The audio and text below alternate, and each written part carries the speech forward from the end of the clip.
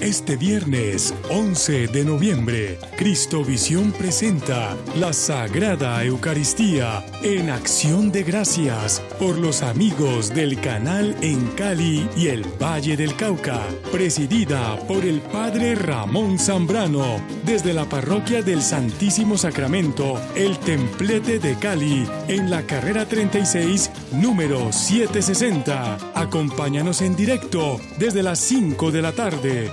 Solo por Cristovisión, para ver el mundo con los ojos de Jesús. El canal de la Iglesia Católica en Colombia.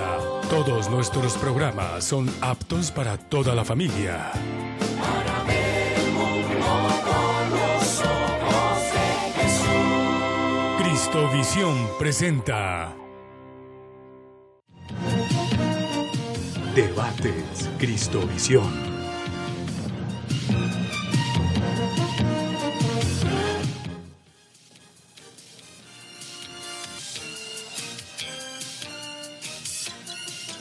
Muy buenas noches. Comienza Debates Cristovisión. Son las 8 en punto.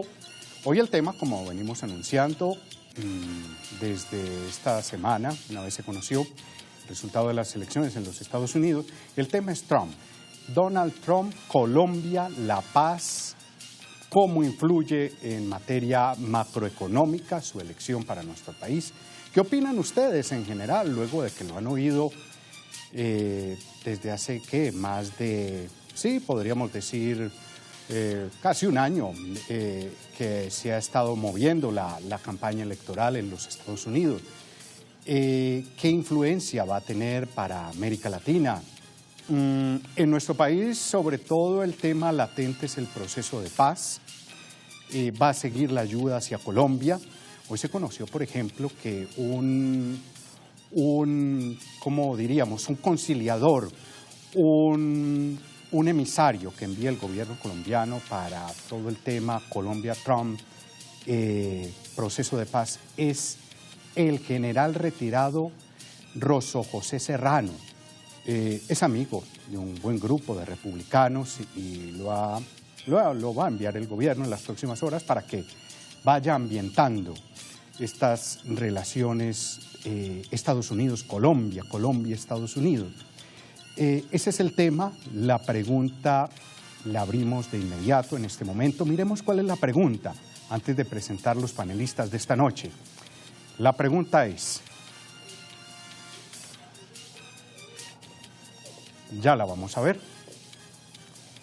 ¿Qué le pareció la elección de Donald Trump como nuevo presidente de Estados Unidos? ¿Buena, mala o regular? ¿Qué le pareció la elección de Trump como nuevo presidente de Estados Unidos? ¿Buena, regular o mala? Ustedes pueden participar en Facebook. Quiero mostrar la dirección de Facebook. Miremos la dirección de Facebook, Canal Cristovisión TV. En Twitter también, @Cristovisión. Y en WhatsApp, que está abierto en este momento, 320-530-0756. Envíenos sus opiniones, buena, regular, mala, y estaremos dando resultados de este sondeo a lo largo del programa. Presento a nuestros panelistas. Nadia Pérez, politóloga de la Universidad Nacional, magíster en estudios latinoamericanos y candidata a doctor en la Universidad de Salamanca. Ha realizado investigaciones en temas relacionados con política comparada, partidos políticos, sistemas electorales y élites parlamentarias. Ha sido asesora del gobierno distrital y es consultora de la Agencia de los Estados Unidos para el Desarrollo Internacional, USAID, y el Programa de Naciones Unidas para el Desarrollo, PNUD. Profesora Pérez, ¿cómo está? Buenas noches. Bien, buenas noches. Gracias por la invitación. Bien. Usted actualmente es profesora de la Universidad Javeriana y de La Salle. En ciencia política. En ciencia política. Esa es su materia. Sí, señor. Bueno, Sistemas muy bien. políticos. Muy bien, bienvenida. Gracias. Profesora Nadia Pérez. Tengo a mi derecha al editor internacional de El Nuevo Siglo, Pablo Uribe.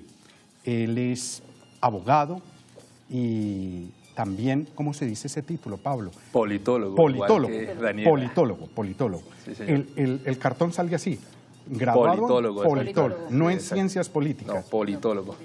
Y en ciencia política, no en Ciencia plural, porque eso es lo primero que nos corrigían. ¿Ah, sí? ¿Por qué? ¿Cómo es eso? Se supone que solo hay uno. Exacto, se supone que es una ciencia política, no una ciencias políticas. Muy bien. Una ciencia Bueno, de la política. De perfecto. acuerdo. Muy bien. Pablo Uribe, entonces, editor del Nuevo Siglo, editor internacional del Nuevo Siglo. Muy buen periódico El Nuevo Siglo, se lo recomiendo.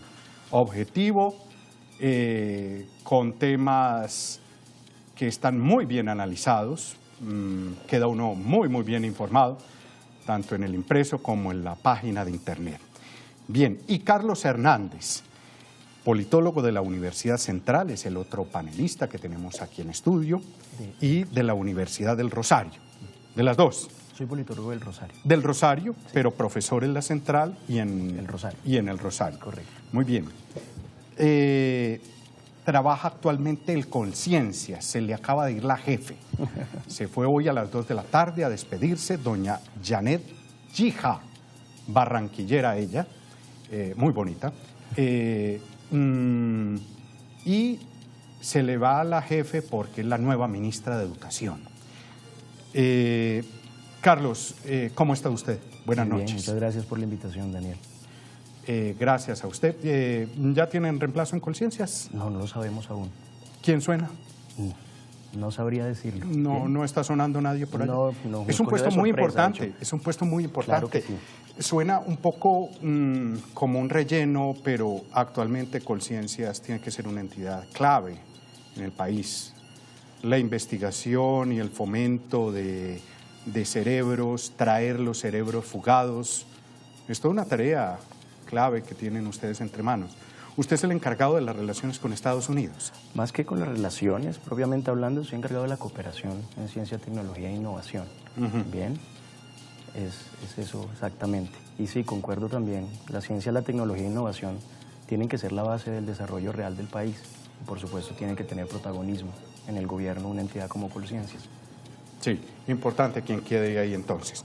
Bien, la pregunta entonces tengo un invitado telefónico que tuvo un problema, no pudo asistir, el profesor Jairo Velázquez, editor general de la revista digital Politicen. Tiene una maestría en Relaciones Internacionales y Comunicación Política y actualmente se encuentra cursando un doctorado en Comunicación Política. Profesor Velázquez, ¿cómo ha estado? Buenas noches. Profesor, qué alegría volverlo a oír y qué alegría compartir espacio con estos estimados colegas. Lástima, Jairo, que no puede estar aquí con nosotros esta noche. Jairo fue uno de los mejores profesores que ha tenido la Universidad de La Sabana. Jairo, Politicen, ¿de qué trata esa revista? Politicen es una iniciativa digital que arrancamos con los compañeros de la maestría en comunicación política de la Complutense, y es un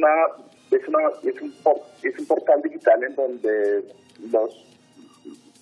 escribimos sobre temas de comunicación política, y en el portal creamos una revista de reflexión académica en donde hacemos reflexiones más largas, no solamente nosotros, sino todos los colegas.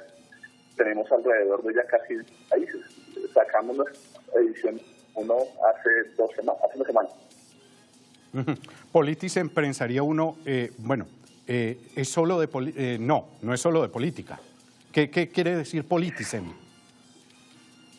Politicen es una herramienta que creamos con la ilusión de juntar la política con el ciudadano, de ahí su nombre, the citizen.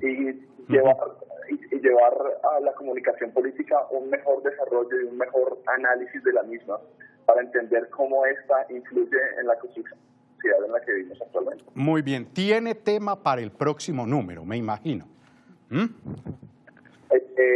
Sí, señor, aunque están compitiendo otras 3 investigaciones que estamos haciendo en este momento, una muy curiosa que es sobre el papel de los medios de comunicación en Colombia frente a la campaña del plebiscito, y la otra muy divertida, que es la comunicación política en series de ficción.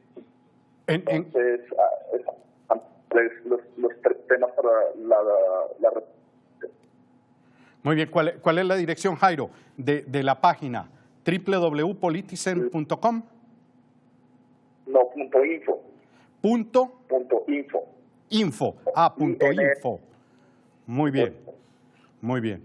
Ahí tiene don Pablo un buen tema para el periódico, sí. Sí, ahí tiene. Bueno, muy bien. Comenzamos entonces. ¿Le conviene qué va a pasar relaciones Colombia-Estados Unidos? Empecemos con el proceso de paz. Profesora Nadia Pérez, ¿va a seguir igual? ¿Se viene abajo la ayuda o no va a pasar nada? Pues en este momento resultaría un poco rápido, apresurado pensar en qué va a pasar, ¿no? Y precisamente, digamos, el gobierno nacional se está moviendo en ese sentido, precisamente con lo que usted planteaba, porque, digamos, no sabemos en este momento cuáles van a ser los lineamientos, porque una cosa, y a propósito de la comunicación política, pues todos los anuncios de Trump en campaña, y otra cosa lo que va a hacer en su gobierno, ¿no? Teniendo en cuenta, pues, los sistemas de control, digamos, no solamente en el Congreso, sino dentro de su propio partido, ¿no? Entonces, ahí es importante tener en cuenta qué va a pasar ya con el real Trump, de verdad, en el gobierno. Entonces, tendríamos que mirar. Sería un poco apresurado llegar a decir que se va a acabar la cooperación o que no haya apoyo al proceso de paz porque son republicanos, porque Colombia no estaba en el radar, digamos, de la agenda política de campaña o la próxima, pero sí es importante tener en cuenta que más allá de un cambio, es un cambio de estilo, ¿no? Y es un cambio de estilo no solamente en términos de comunicación, sino en términos de gobernar, y que eso puede afectar las relaciones con Colombia, y en donde la prioridad, por lo menos para este gobierno, que también le queda poco, pues es la paz, ¿no? Y pensar en un cambio de gobierno a partir del 1 de enero, en donde ya los tiempos son más apresurados para el gobierno Santos, pues puede resultar perjudicial. Digamos, eso hay que ser un poco prudentes, esperar cuáles van a ser las posiciones. ¿Ustedes qué creen? ¿Le va a pasar cuenta de cobro, Pablo, Trump a Santos? Porque Santos dijo en su momento, no, el que le conviene a Colombia es Hillary Clinton.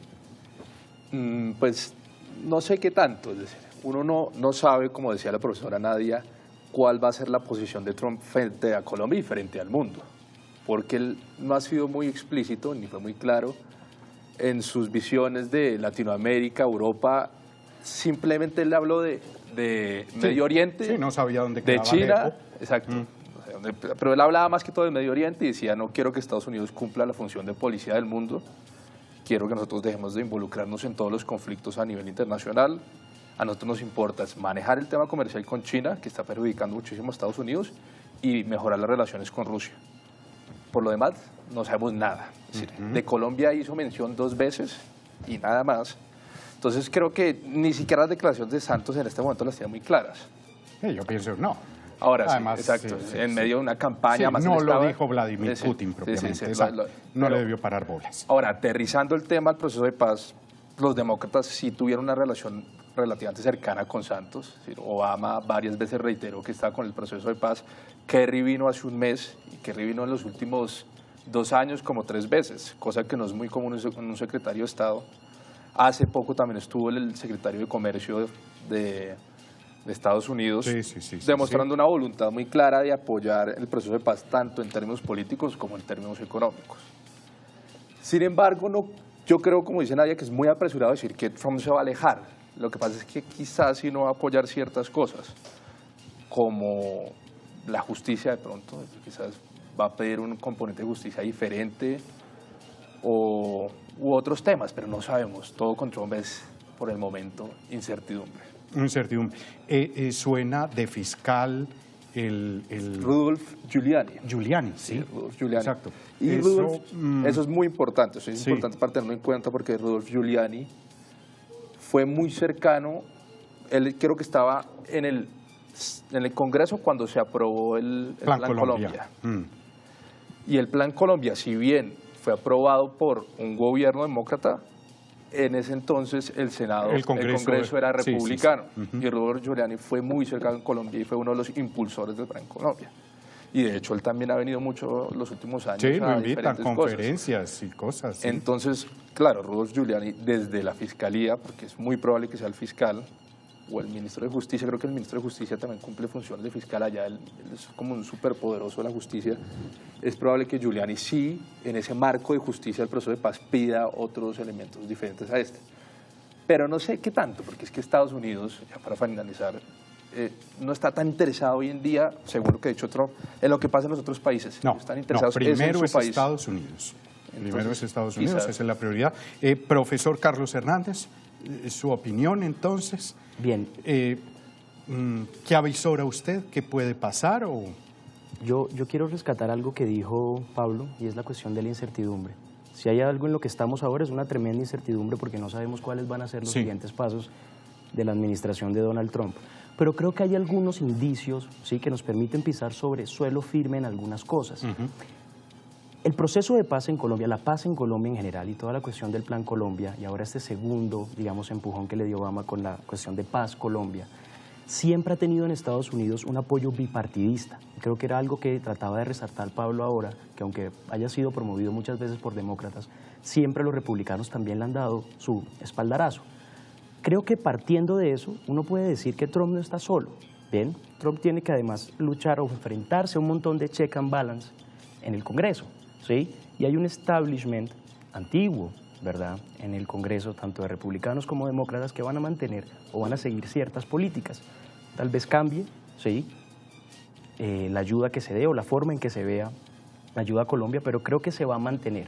Entre otras cosas porque, y eso es algo que quiero, digamos, resaltar, vamos a ver a un presidente Trump que va a ser diametralmente opuesto al candidato Trump. Porque muchas de las declaraciones que fueron en buena medida irresponsables va a tener que cambiarlas y se va a tener que dar cuenta que aunque quiera enfocarse en los Estados Unidos, una superpotencia como Estados Unidos, tiene que ver al mundo. Esas declaraciones las iba haciendo, se le salían, ¿no? Se le salían, pero en el fondo yo pienso que no estaba tan convencido de esas cosas. O sea, no sé, ¿qué opinan ustedes? Yo creo que eso fue pura estrategia política, la verdad. Pero muy bien planeada. Y eso se evidenció en los resultados electorales. ¿A qué me refiero? A que mientras que Trump siempre tuvo un mensaje clarísimo Sí, y exacto. siempre atacaba a los mismos para que el mensaje se fuera volviendo más fuerte en el electorado que lo seguía, Hillary Clinton siempre fue supremamente abierta y su mensaje nunca se concretó. Es decir, el lema de campaña era "We are stronger together", nosotros juntos somos fuertes. ¿Y eso qué quiere decir? Mientras que el electorado de Trump le está llegando un mensaje que pues para nosotros como latinos quizás no era muy bueno, pero para el electorado blanco de clase media era perfecto. Es decir, vamos a recuperar Estados Unidos, ustedes, clase media blanca, los vamos a recuperar y el resto no nos importa y no queremos tanta gente acá inmigrante y queremos recuperar la industria. Sí. Así, punto. Y es que los Estados Unidos en su gran porcentaje, o sea, los Estados Unidos viven los gringos, que hay inmigrantes y de otras, pero en su gran mayoría pues son oriundos de allí, entonces ese mensaje obvio cala. Además, escuchaba yo, ya los latinos que hay de estas generaciones, muchos son hijos de latinos, pero prácticamente ni hablan español. O sea, son gringos. Sí, porque eso también es una salvedad que habría que hacer, que es ser latino en Estados Unidos. Sí. Profesor Velázquez, su opinión a esta hora. Profesor, mire, la verdad es que escuchando a mis colegas a mis colegas de mesa, la verdad es que me puse a revisar un poco los datos y me encuentro que durante la campaña salieron a relucir por fuera de Estados Unidos solamente 8 países, que fueron Siria, Ucrania, Libia, México, Cuba, Afganistán, Irak e Israel, más la Unión de Países de la Unión Europea. Entonces, la posición de Colombia dentro de la campaña fue inexistente, y en esto estoy de acuerdo con lo que dijeron mis tertulios. Y después me encuentro con que la realidad del presidente Trump va a ser distinta a la realidad del candidato Trump en cierta medida. Ya hoy comenzamos a ver que el posicionamiento, que el discurso del presidente electo es un discurso corto. Y ahí es cuando vamos a comenzar a ver influencia de figuras como Paul Ryan, el que seguir siendo la cabeza de la Cámara de Representantes, y sobre todo Mike Pence, el vicepresidente electo. Entonces, en ese contexto, Colombia va a seguir siendo relativamente importante en un contexto muy reducido. La renegociación de los tratados de libre comercio, el de Colombia no aparece por ahí.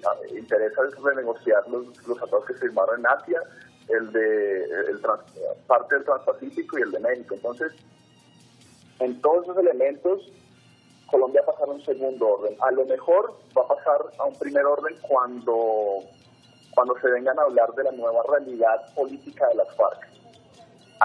Ese puede ser el tema en donde Colombia le aparezca en el radar al presidente Trump y puede haber ciertas diferencias frente a lo que manejaba el presidente Obama, pero en el resto de cuestiones yo creo que vamos a pasar a un segundo orden sin mayor problema. Los invito a los panelistas. Miren cómo va el sondeo en este momento. El sondeo de Cristovisión, en el sondeo de Cristovisión, el no del plebiscito ganó. ¿Ya? Es una tendencia. Sí, tiene buena espalda el sondeo de Cristovisión. ¿Qué le pareció la elección de Donald Trump como nuevo presidente de Estados Unidos? Buena, 25, mala, 30, regular, 45, sí. ¿Opiniones?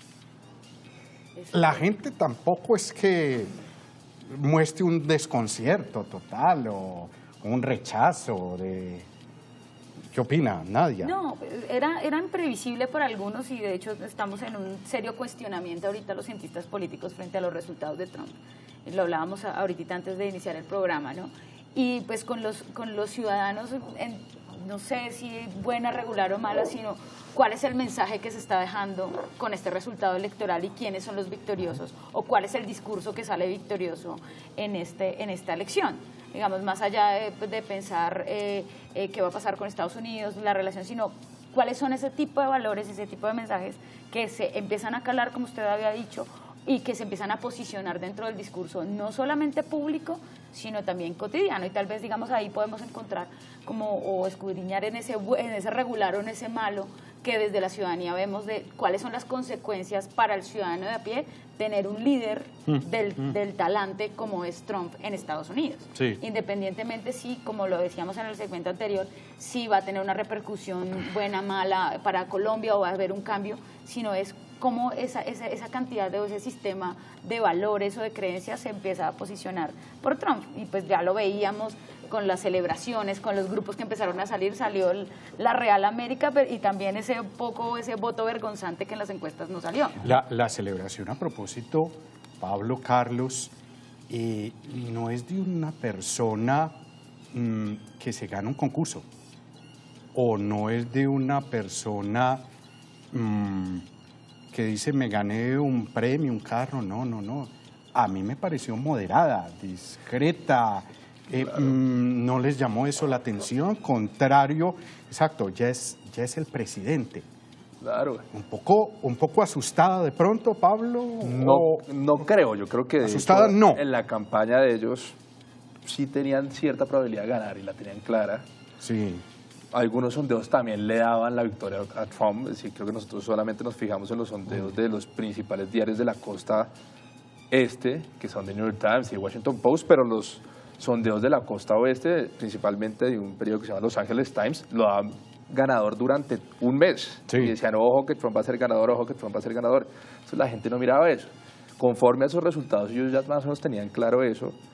Y Trump, pues, tuvo un lenguaje de candidato hasta las 12:30 y a la 1 salió como presidente. Sí, señor. Sí, salió, se paró de frente, empezó a hablar de una manera mucho más adusta, mucho más seria. No, el tema de la unidad. La unidad. Esto fue una cosa distinta. Claro. Y hoy con Obama fue otra cosa, también dijo que era una persona, le parecía un honor conocer a Obama, no dijo cosas por fuera de lo común, ya se está comportando como presidente porque le toca, pues, evidentemente, como mis compañeros han dicho, una cosa era el Trump de campaña, ahora es otra cosa el Trump que va a ser presidente. Carlos, al igual que fue un palo la elección de él, puede ser un descreste como presidente. ¿Qué piensa usted de pronto? Bien, Daniel, yo creo que hay algo que hay que hacer y es no caer en el catastrofismo. Bien. Esto va a ser un desastre. Sí, creo que eso es lo que hay que evitar. Precisamente a propósito, por eso hay mucha gente en las calles, ¿no? Este no es, sí, ¿cómo están dice? protestando. ¿Cómo es la frase que están diciendo? ¿Melting pot? ¿Cuál será? Este no es mi presidente, es algo así. Sí, Trump no es mi Pero es mi presidente. presidente. Sí, bueno, perdón que le interrumpí. Que es precisamente lo que no se necesita. Trump hizo algo que debía hacerse, quien fuera el ganador, y era llamar a la unidad, porque el lenguaje violento en la política que tuvo esta campaña no lo ha tenido una campaña en los Estados Unidos quién sabe en cuántos años. Realmente no vimos como a brotes de violencia física. Eso era un reality. Claro, faltaba Cristina, para el show de Cristina. Hubo momentos donde de verdad se volvió insultante el debate y entre los seguidores de uno y otro lado también se había visto una violencia en el lenguaje bastante elevada. Entonces, de alguna manera lo que hace Trump era lo que debía hacer cualquiera de los dos ganadores y era llamar a la unidad porque el país estaba dividido, estaba polarizado. Y eso era algo que, digamos, debió hacer como presidente electo, además responsable.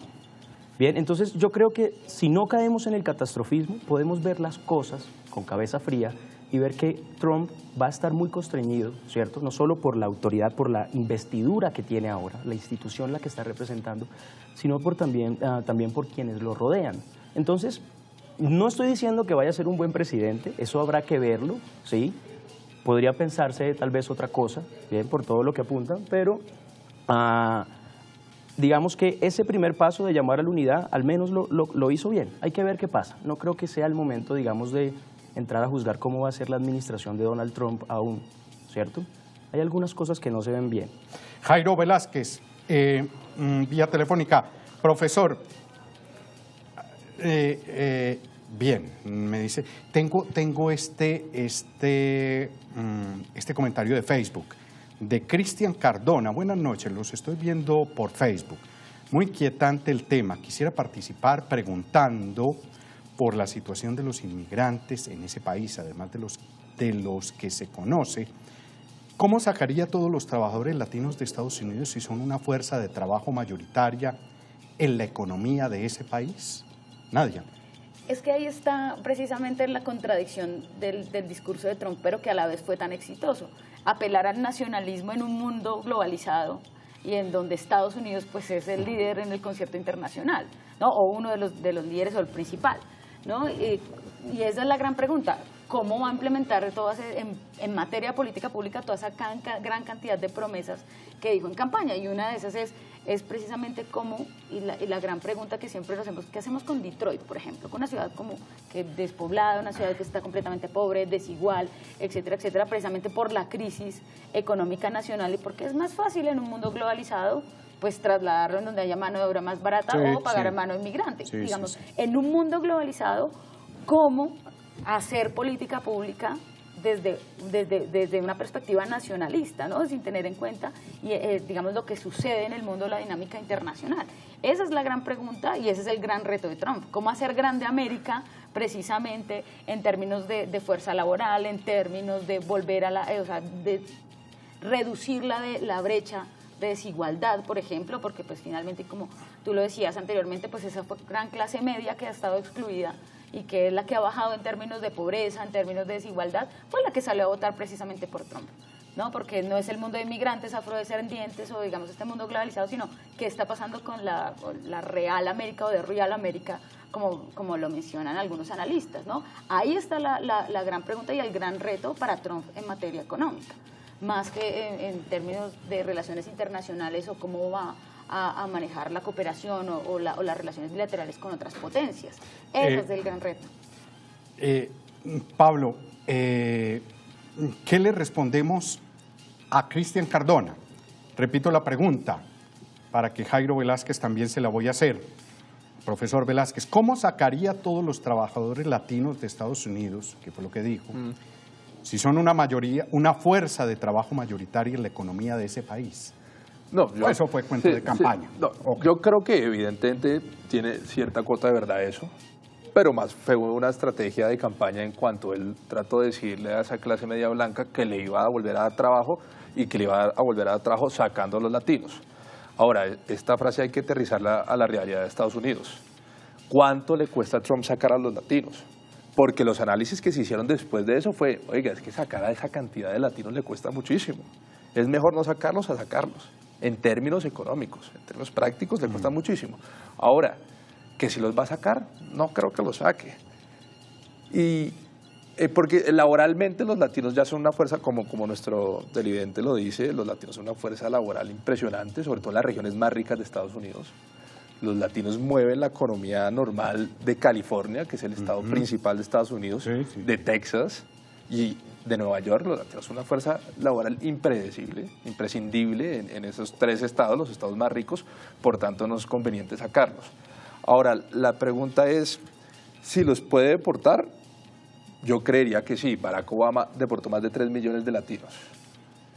Sacó a más Es de el 3 que millones. más ha sacado. Es el que Sí. más ha sacado. Entonces, que lo hacen, ¿de acuerdo? Mediante leyes o mediante vías de hecho sacándolas sin ninguna autorización judicial.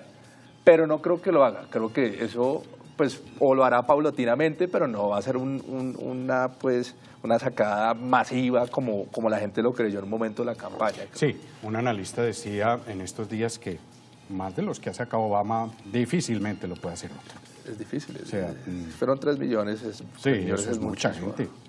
Eso es un país. Es Uruguay. Sí. Por ejemplo, profesor Velázquez, ¿escuchó esta pregunta? Sí, profesor, y mil disculpas por la conexión, pero como aparatos no se los han terminado de inventar. Hay una película que se estrenó hace 6 años que se llama Un día sin mexicanos, en donde el director de una manera muy interesante mostraba Estados Unidos si los mexicanos no hicieran su trabajo durante un día. Ajá. Y básicamente era un pueblo, era un país fantasma. Entonces, las propuestas de campaña de Trump a la inmigración, más allá de hablar de la deportación de millones de personas, que ese fue un enfoque mucho más demócrata, él hablaba de impedir que llegaran más personas sin ser debidamente escaneadas, era lo que decía él, o sea, de escudriñar hasta el último detalle de sus intenciones para saber si los dejaban entrar o no, y ahí es donde se vinculó el tema con los inmigrantes de países musulmanes, de tendencia de religión musulmana, o que tuvieran cuestiones de terrorismo. Trump no va a deportar a todos los indocumentados. Eso no es posible, eso no es práctico y eso no es real. Lo que a lo mejor va a hacer, y si los republicanos son medianamente políticamente inteligentes, lo que van a hacer es aprovechar durante estos 2 años que tienen la mayoría tanto en Senado como en Cámara para impulsar una nueva reforma migratoria. Por cierto, una de las reformas migratorias más agresivas que se hicieron en donde se dio la posibilidad que una mayor cantidad de personas salieran de la ilegalidad y se legalizaran, se dio durante el gobierno de Reagan, la gran inspiración del presidente electo Trump. Entonces, tanto como que los vayan a deportar, no creo, van a seguir existiendo las deportaciones porque eso es una ley federal, pero yo creo que hay una oportunidad política que los republicanos se tienen que dar cuenta que aunque aquí ganaron los votos electorales con los blue collar, con los trabajadores de los suburbios, con los trabajadores blancos, también se dieron cuenta que perdieron el voto popular y que un gran porcentaje de ese voto popular que perdieron fueron las nuevas minorías que ya cada vez son mayorías, como los latinos y los asiáticos. Bien, estamos viendo que es un panorama de incertidumbre,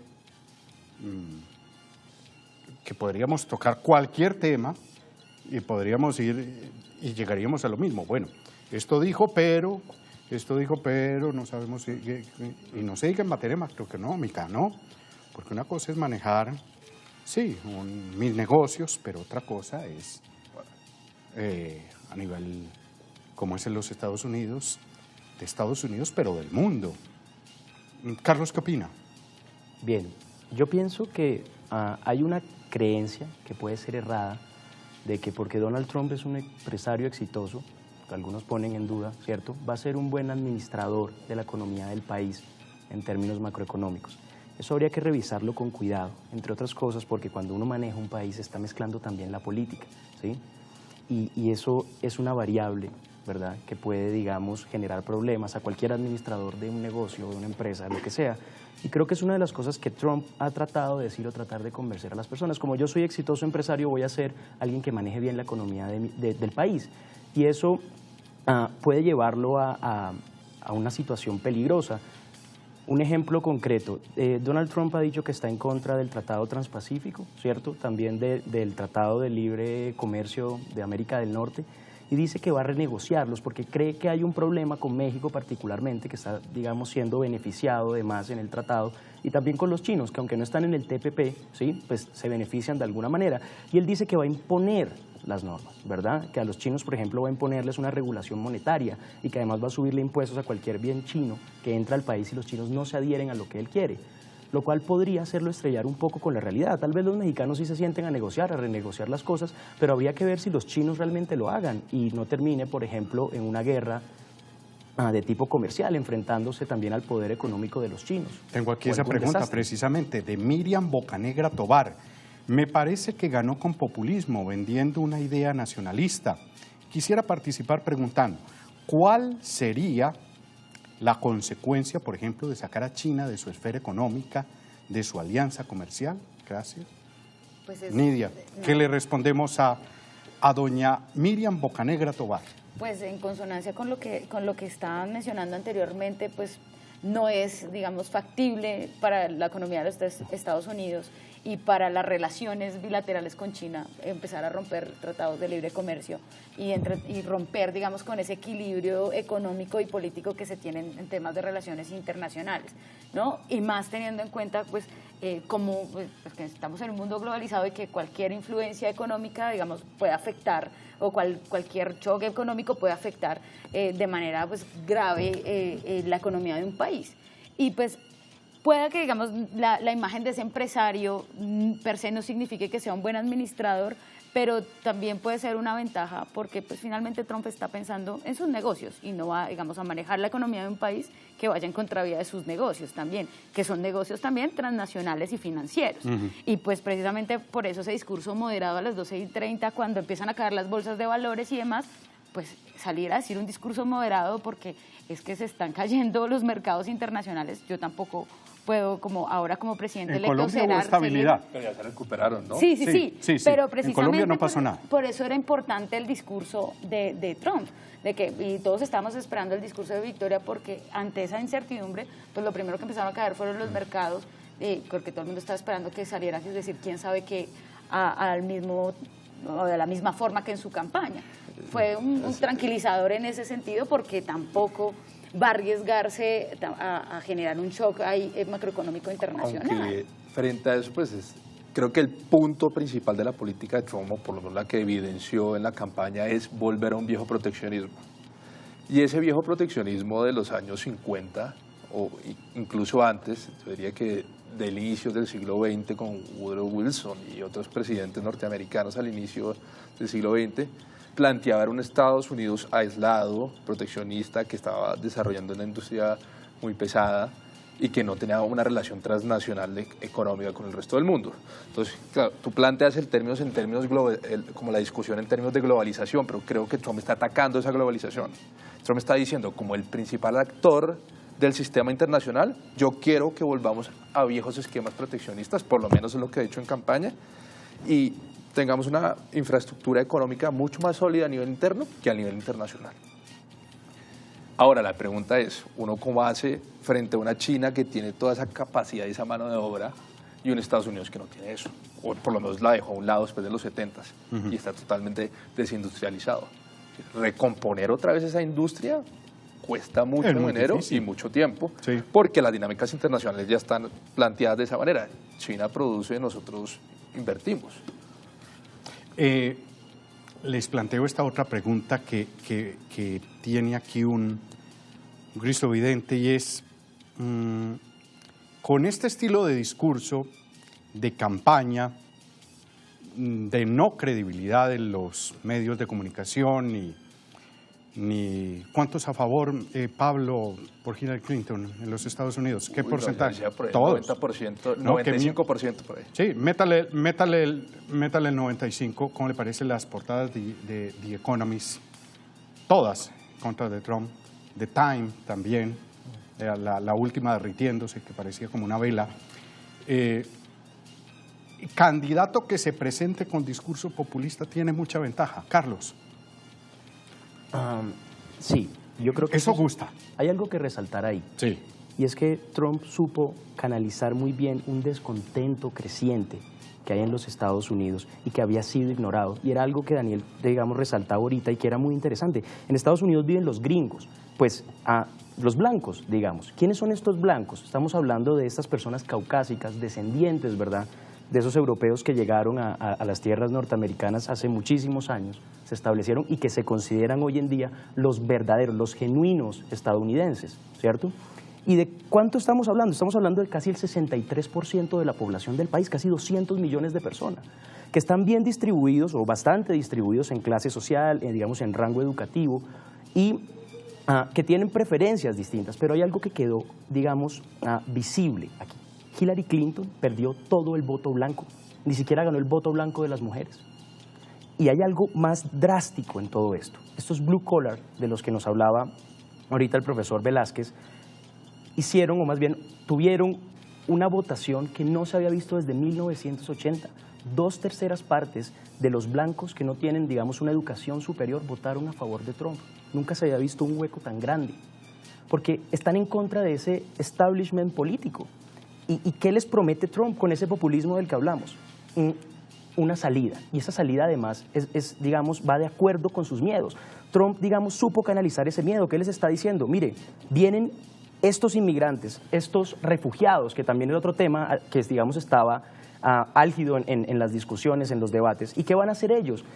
Son un reflejo de todo lo que temen estos trabajadores, desposeídos, vienen a buscar trabajo, probablemente a quitárselos, porque eso es lo que ellos creen, ¿cierto? ¿Y qué les dice Trump? Yo los voy a salvar de eso. Ustedes no van a caer en esa precariedad, ¿sí? No voy a permitir que le quiten sus trabajos. Entonces, es un discurso que vende porque es un discurso que da miedo, pero también es un discurso que ofrece la solución a ese miedo.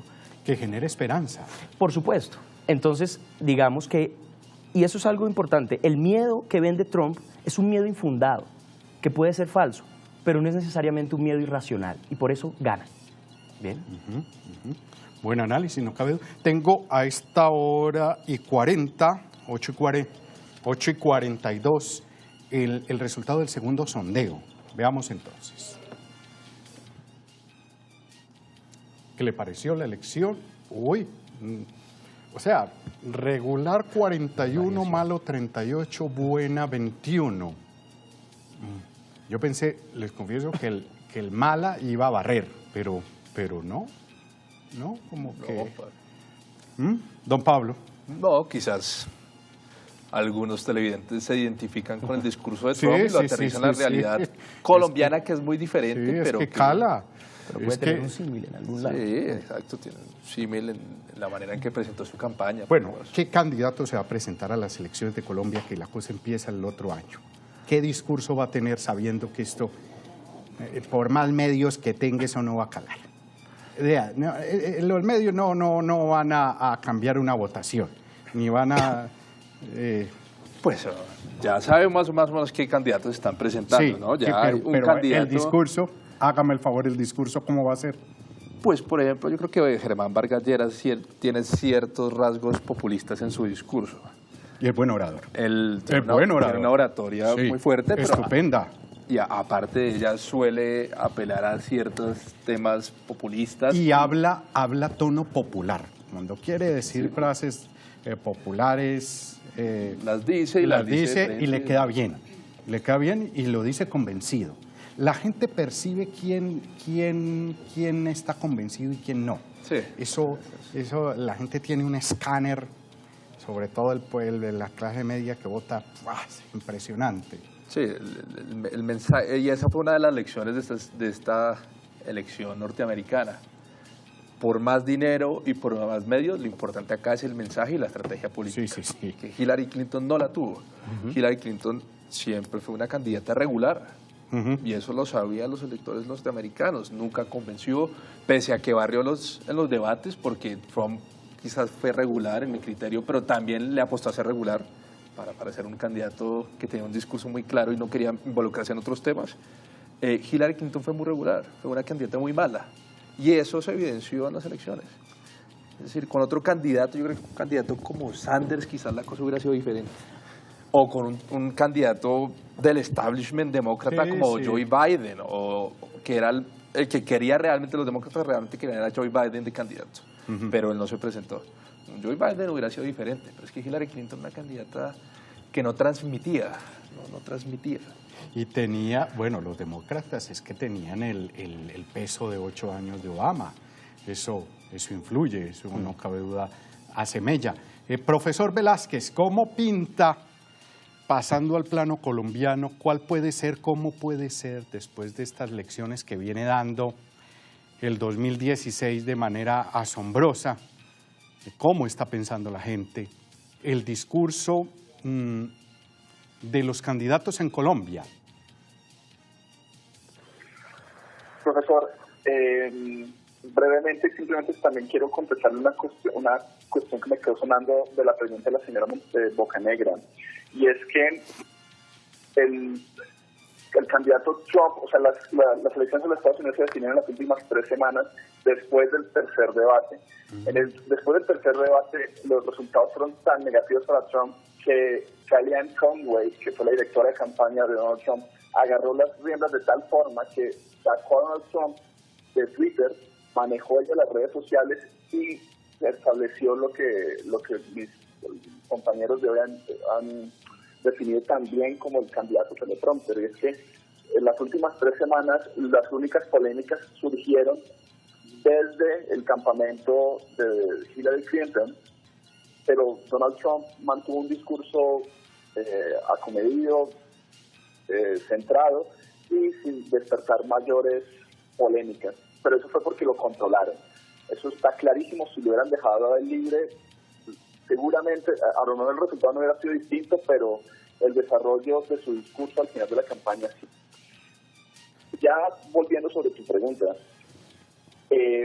aquí hay una cosa que es muy clara, y es que estamos viviendo en una sociedad post-crisis económica. Y los profesores no me dejarán mentir, o sea, en la historiografía se ha construido toda una corriente teórica que habla de la crisis de la cultura de la modernidad. Y estamos en un momento muy complicado y cíclico de esa crisis, y en este momento la sociedad, hay una gran porción de la sociedad que tiene un profundo miedo al cambio. El presidente Obama lo dijo claramente en varias de sus intervenciones, que había muchas personas que estaban muy asustadas por los cambios que estaban viendo dentro de la sociedad, cambios como la inmigración, derechos de minorías, restablecimientos de derechos civiles, etcétera. Trayendo eso a Colombia, abre 2 ventanas, abre 2 posibilidades para las elecciones, para la campaña electoral que empezará en poco más de un mes. Y es que abre una ventana muy, muy específica para personas con discursos que estén dirigidos a exacerbar esos miedos sociales muy reales que existen dentro de la sociedad colombiana. Y hay otra, y va a haber la contrapartida de aquel candidato que sepa reconocer la existencia de esos miedos, pero que en vez de exacerbarlos, como lo pueden hacer candidatos de corte, lo que ustedes han denominado populistas, que en vez de exacerbarlos, los aprovechen para educar. Las crisis y el miedo al cambio se solucionan exclusivamente con la educación de la mente de las personas. Entonces, con miras a futuro, nos vamos a ver en un panorama político muy marcado por la forma en cómo los candidatos se aproximen a estos temas. Carlos, ¿qué opina? Bien, yo pienso que si bien las realidades son distintas, la coyuntura se presta para hacer algunos símiles importantes. Y yo quiero expresar más bien una preocupación, ¿sí? Y es algo que Nadia subrayó ahorita muy bien, y es, estamos votando con pasión, ¿cierto? Con, digamos, más bien ciertas percepciones que tenemos, basados en unos prejuicios que tenemos, ¿verdad?, sobre quién debería gobernar. Y ahí hay un problema, porque entonces vamos a caer en un juego en el que el candidato más populista, el más vociferante, el que tenga más pinta de caudillo, va a ser quien termine llegando al poder. Y eso es peligroso. Caso Chávez. Caso Chávez puede ser el mismo Trump, ¿sí?, que lo han llamado ya caudillo, ¿cierto? Como haciendo un símil con los caudillos latinos en Estados Unidos. Y eso es problemático porque si vivimos en un mundo donde la apuesta política es hacia un mundo liberal y democrático, ese tipo de personificaciones del poder, y que además se personifican por las pasiones de las personas, hacen un daño enorme a las instituciones democráticas. Y eso puede pasar aquí en Colombia también, cuando el debate, si es que las personas ya no se dejan convencer con argumentos, ¿cierto?, ni por los medios de comunicación ni por nadie, sino que votan pasionalmente, terminen eligiendo, ¿verdad?, a alguien muy al estilo de Trump, o peor. Tema religión, tema familia, tema la fe. ¿Influyó en el triunfo de Trump Mike Pence, el vicepresidente religioso, declarado abiertamente, no católico, pero bueno, en su gran mayoría los Estados Unidos son protestantes, pero con convicciones como cero aborto, cero homosexualidad, cero matrimonios del mismo sexo, lo primero la familia? Nidia, ¿eso ayudó? Sí, definitivamente, y precisamente tiene que ver con lo que mencionabas tú anteriormente sobre los discursos, no sé si llamarlos populistas, pero sí por lo menos este triunfo de los outsiders, ¿no?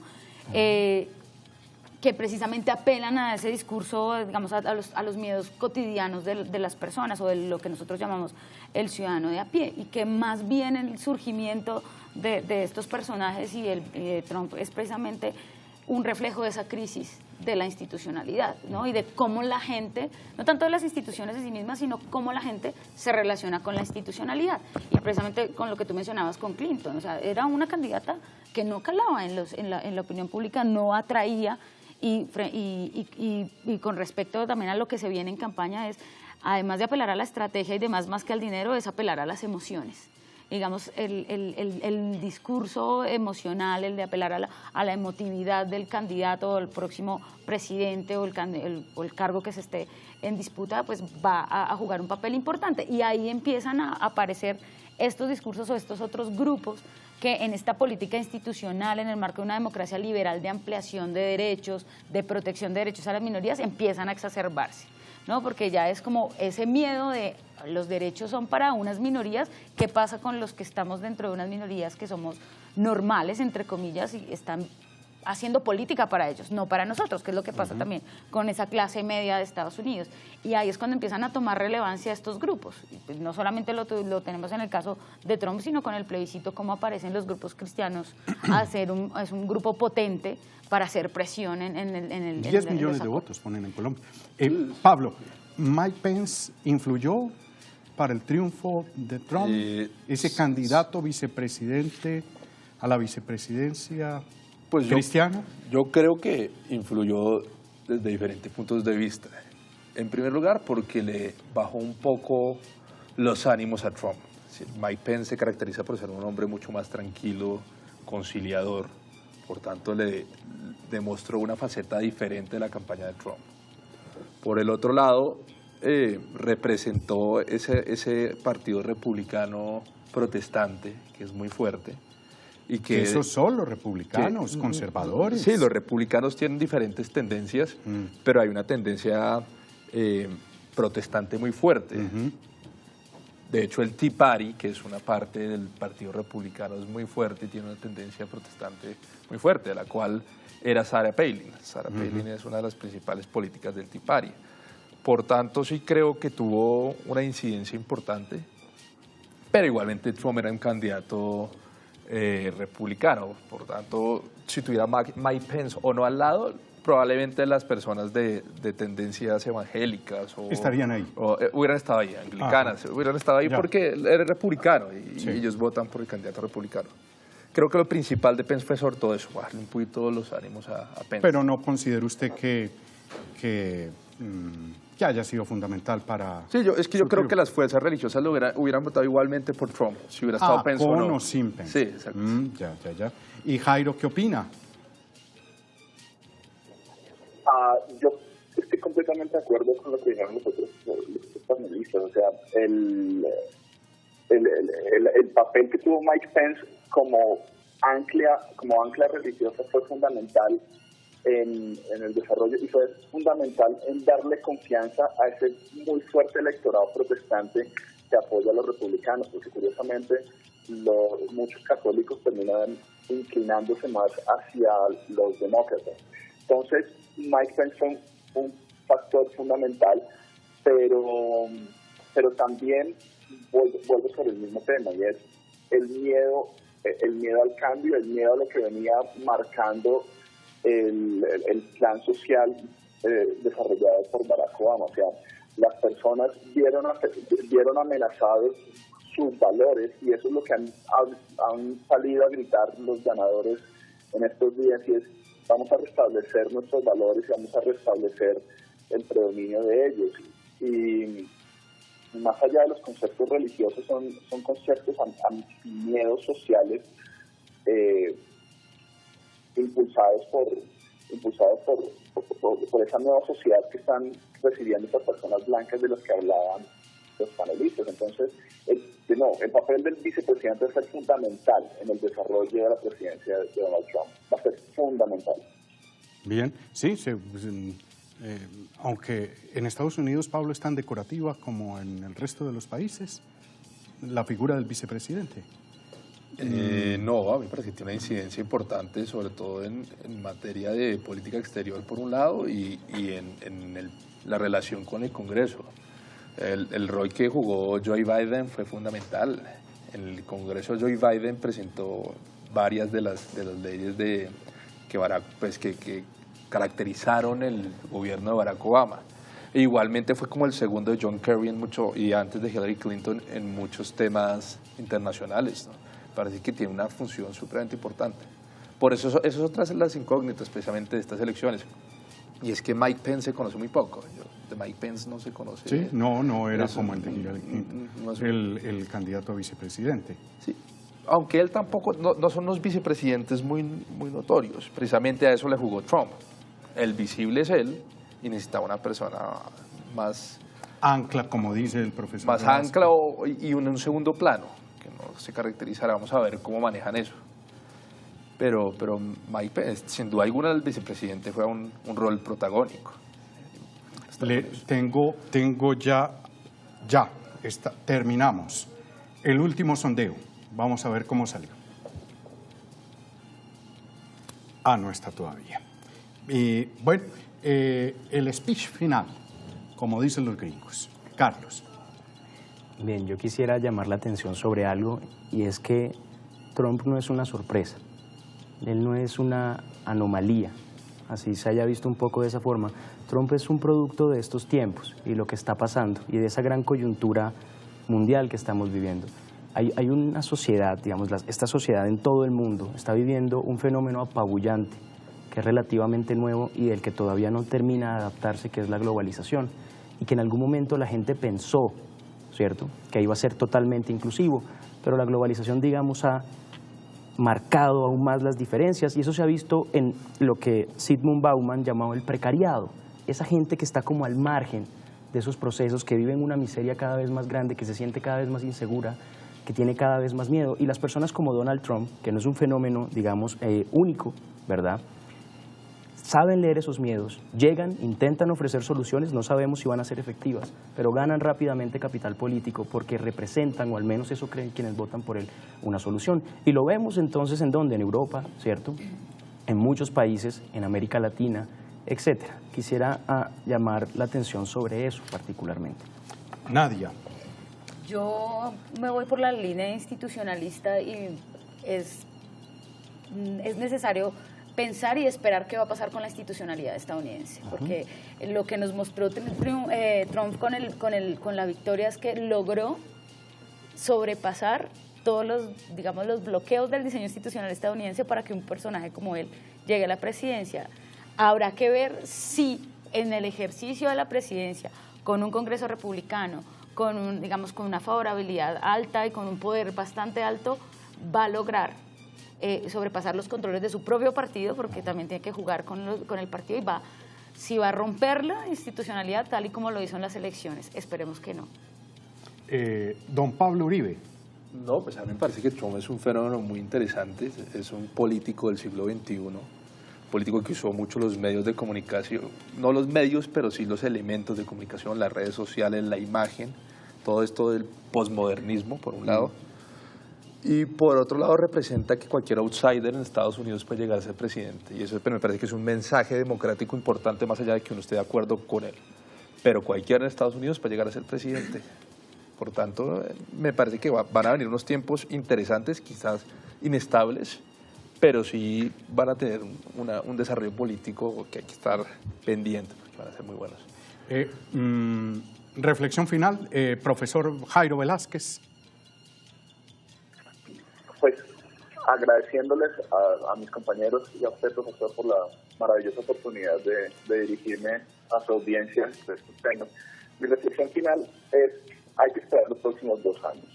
De aquí al 2018 hay que ver cómo se plantea el movimiento, la política, cómo controla a Donald Trump, cómo una persona con tanto dinero va a ser capaz de equilibrar sus empresas y sus intereses empresariales con sus intereses políticos, y cómo se comienza a mover esto que desde la campaña han denominado como un nuevo movimiento político ajeno al Partido Republicano, que va a intentar revivir lo que ellos denominan la política estadounidense. Hay que llamar a la calma, hay que estar tranquilos, no es el fin del mundo, como lo escribimos en Politizen, uno de mis colegas, pero hay que ir con calma y hay que ver qué pasa en los próximos 2 años, que van a ser claves para el desarrollo de la política del país del norte. Muy bien, Jairo Velázquez, editor general de la revista Politizen, que si usted la quiere consultar, la dirección es www.politizen.info. Jairo, gracias, feliz noche, que esté bien. Profesor, un placer volverlo a oír. Un abrazo a todos. Lo mismo, lo extrañan mucho en la Universidad de La Sabana, los estudiantes. Voy con el último sondeo. Don Juan Carlos Jiménez en el switcher. Buena, 18, mala, 32. Míreme regular, 50. Titular del domingo en El Nuevo Siglo, que tiene muy buenos análisis los domingos, Pablo. Nuevos tiempos en Estados Unidos. Punto. ¿Sí? Pero había que pensarlo, es que todavía esto está todavía muy en caliente. Muy bien. Pablo Uribe, editor del Nuevo Siglo, editor internacional del Nuevo Siglo. Pablo, gracias. No, muchas gracias por la invitación. Muy bien. Carlos Hernández, politólogo de la Universidad Central y la Universidad del Rosario, y hombre clave en Conciencias.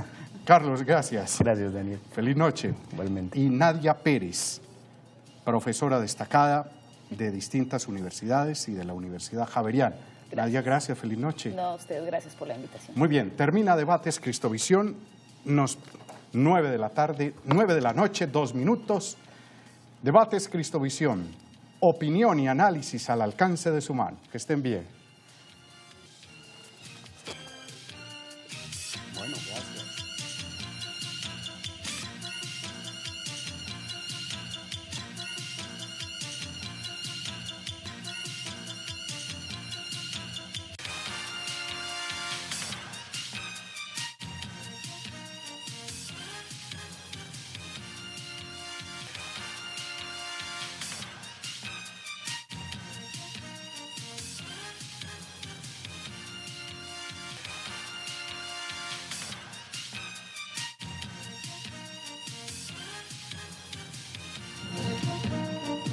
Debates Cristovisión.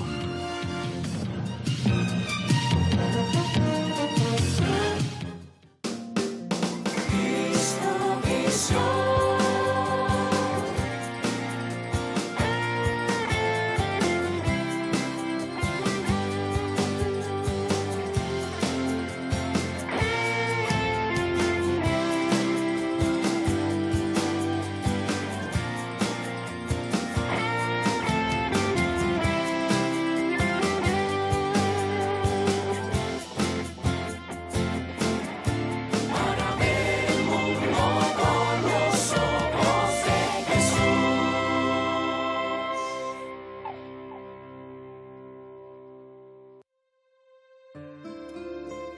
Señor de los milagros, a tu presencia venimos todos los fieles para pedir por nuestras necesidades. Este lunes 14 de noviembre, Cristovisión te invita a que participes de la Sagrada Eucaristía al Señor de los Milagros. Estaremos desde las 3 de la tarde en el Colegio Parroquial San Pedro Claver de Fontibón con el Padre Aicardo Alzate en una jornada de música, oración y alabanza. Sagrada Eucaristía al Señor de los Milagros, solo por Cristovisión, para ver el mundo con los ojos de Jesús.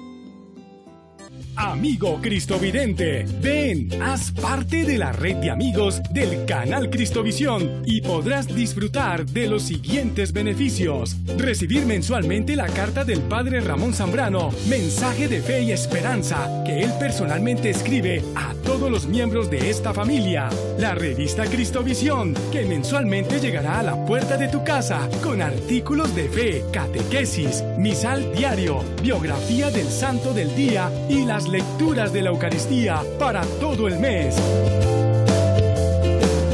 Invitación exclusiva a encuentros, peregrinaciones, retiros y eventos del canal. Participación en los programas del canal transmitidos desde nuestros estudios y otros lugares de Colombia. Acceso a la línea del servicio al Evangelio Cristovisión, en la que puedes confiar diariamente tus intenciones de oración. ¿Qué esperas? Llega, haz parte de